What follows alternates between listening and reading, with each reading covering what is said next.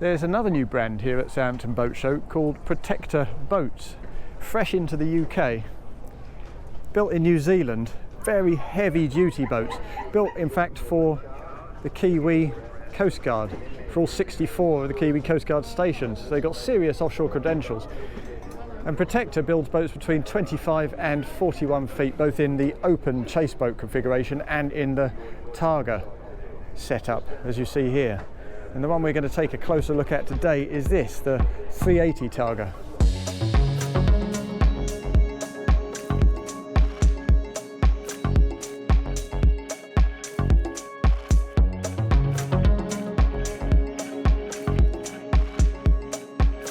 Now the first thing you notice, of course, is the fact that there's sufficient beam here, even on a rib with fairly substantial wide diameter collars, to fit a pair of big outboards, plus in the central section a little swim platform that kind of operates like a passerelle with big thick guardrails, so you can step on board no problem at all. And the moment you step on board, everything feels extremely substantial and solid. You've got these big heavy duty commercial style Samson posts. The mouldings are all absolutely rock solid. There's absolutely no flex in anything you touch. And on the transom here we have a pair of Mercury 450Rs, and that's apparently good for around about 41 knots on this boat. It's a very heavily built boat, as I say, and it has to be. It's a proper offshore boat.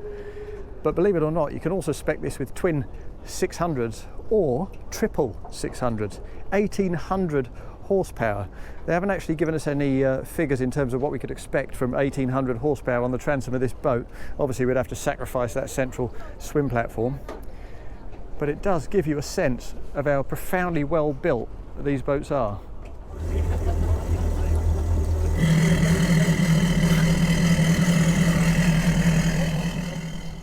One other clue to how profoundly well built these boats are comes in the form of the price. For this boat, as you see it here today, you'd be paying £647,000 including VAT, and that is a very, very substantial price, of course.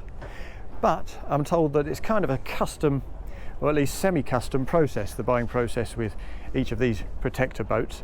So if you don't want this galley, you can have seating instead. You can configure it in pretty much whatever way you like, and because we've got such an enormous internal beam, there's plenty of ways to do that.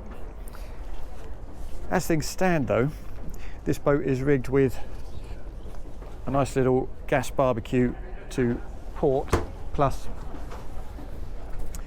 a big sink on the starboard side with a pull-out hose, so you can use it to wash down your decks at the same time as you're using the sink. We also have a really big fridge in the aft side of that unit, plus, as you'll see, the little gas locker here.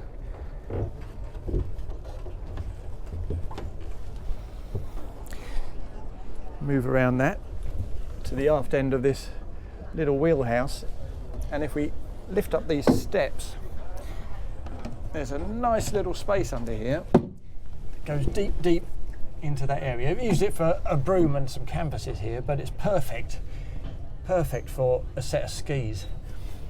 Before we go into that wheelhouse though, we'll take a little walk forward and see what else there is to see. And the first thing, of course, is a good breadth of side deck and grab handles at your waist height, and also up on the rooftop there. Again, everything feels just fantastically solid.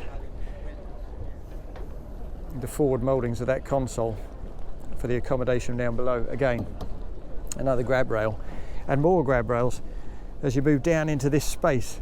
And you'll see, I don't know what they call it conventionally these days, probably something less emotive than suicide seat, but if you want to call it a suicide seat, this one looks and feels a lot safer than most. You step down into this little trough and you've got these bars at both sides you can grab hold of and that stop you shifting sideways. It's a very comfortable position, and you can brace your feet on that forwardmost part. We open up this space, we've got an enormous storage space here. We've also got a little hatch that takes you down to the the bow thruster, which comes as standard, and a little bilge pump in there to keep things nice and dry. And as you can see, if I move a little bit closer, the fiberglass mouldings here have a kind of speckled egg quality to them, a kind of pebble dash look, which is not altogether unpleasant. Apparently it's kind of a trademark of Protector boats. They do this on all their models, so it's quite distinctive, and it looks quite nice. There's also the holding tank outlet there. Goodness me. And if we pull that down, my goodness, that is heavyweight. We pull that back down and secure it and move forward to the anchor itself. As you can see, we've got the windlass there, and we've got a little compartment below for your lines and your chain. Plus, as you would expect of a boat with these commercial underpinnings, another big robust piece of stainless steel with the Samson post up at the bow. Back in the cockpit, with this configuration, we have a little cushion for a couple of people built into the leading edge of that galley unit. There's no cushion at the top here though, so if you do choose to sit on it and shift your weight back, you do kind of crack the small of your back in some heavyweight fiberglass, which is not particularly comfortable. But we do have a couple of lateral seats inside that little wheelhouse that face aft towards that, so you can seat 4 people in relatively sociable fashion. Aside from that, all you really get in this wheelhouse itself is a pair of very, very substantial seats, offshore seats with lifting armrests and a bolster. You also get your foot brace down there and a bit of shelving and a cup holder plus USB points, additional cup holders out on the top there. And in Targa style, we've got a couple of additional units, the VHF and the stereo remote up there. And over at the helm station itself, we've got quite a traditional steering wheel here with the knob on top, which is very comfortable to use. Full adjustability as well, so you can shift that up and down as you wish. There's not a lot to look at here actually. We have a 16-inch plotter plus a set of data displays for the engines up top, a rank of switches on either side. Then you've got your bow thruster to the left hand and your trim tabs to the right hand side, plus the throttles inset inside these mouldings next to the ignition. But visibility is pretty good. There's a compass up in your line of sight.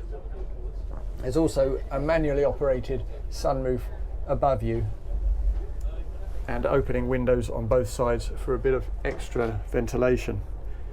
The cabin though, as you can see, remains open to this wheelhouse and the aft cockpit. There's no door fitted here, though for £647,000 with their semi-custom approach you can ask them to fit pretty much whatever you choose.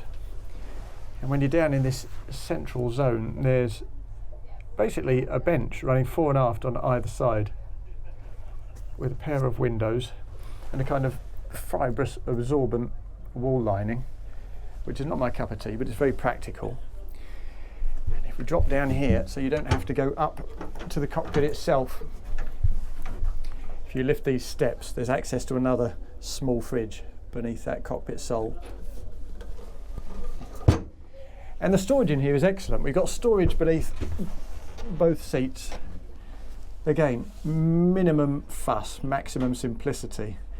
Super strong mouldings. Just chuck your gear in there, pop the seat back down. One-handed operation, very simple. We also have shelving on both sides and inset storage spaces beneath the side decks. And there's plenty of that. And it's mirrored on both sides, so there's loads of storage here on this boat, and in quite an unusual setup through this forward door. Again, there's no veneers here. This is a proper piece of timber. I don't know what sort of timber that is. I did ask, but nobody can quite identify it. It's high quality regardless. In the forwardmost part, we have your heads compartment. There's no shower in here, incidentally, which is a slightly peculiar omission because it's a big, big space. It runs the full width of this foredeck moulding, so there's loads and loads of space to turn this into a wet room, and it just hasn't been done on this particular boat. But you do get a big sink opening portholes on both sides, and more of this unidentifiable wood, which we like very much, and more enormous storage spaces. It doesn't lack for that. And conventionally, ribs by and large, albeit not ribs with accommodation for the most part, but ribs generally struggle with storage facilities, so this is very impressive.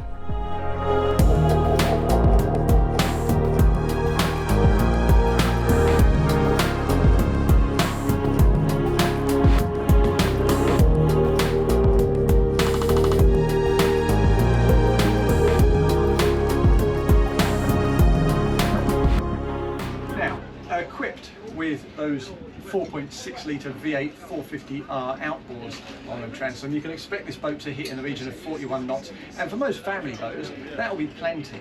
Happily, it also comes with a sport exhaust setting, so if you fancy being a bit of a bad boy and annoying your neighbours for the day, you just hit that and it ratchets that exhaust note right up. It's a very satisfying thing indeed. You can also spec this boat with the optional joystick with skyhook control, and you can have another one of these 16-inch chart plotters on the port side to keep your co-pilot involved in the journey.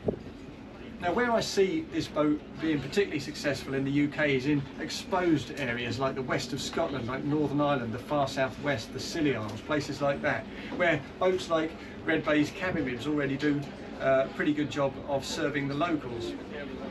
Of course, at £647,000, it's a hell of a lot of money for a boat of this scale, but if the loyalty of existing Protector customers is anything to go by, then given time to establish its name here in the UK, it could well be another conspicuous success story for Protector boats.